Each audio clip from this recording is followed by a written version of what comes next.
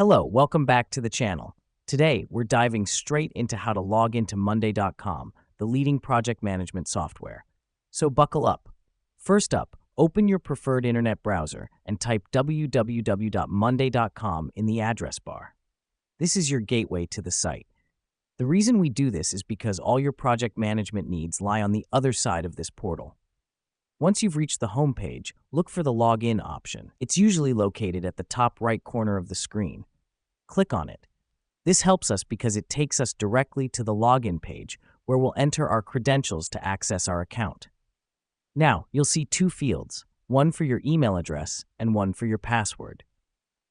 Type in the email address associated with your Monday.com account in the first field. The reason we do this is because your email address is your unique identifier. It tells Monday.com who is trying to log in. Next, type in your password in the second field. Remember, your password is case sensitive, so be careful with your caps lock. This is important because the password is your key. It confirms that you are indeed the owner of the account you're trying to access. Now that we've done that, you'll see a login or sign in button. Click on it.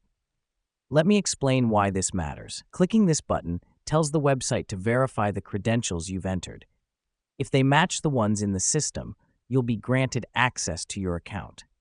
And voila! You're now logged into Monday.com. But wait, what if you've forgotten your password? Fear not. Simply click on the Forgot Password link below the password field.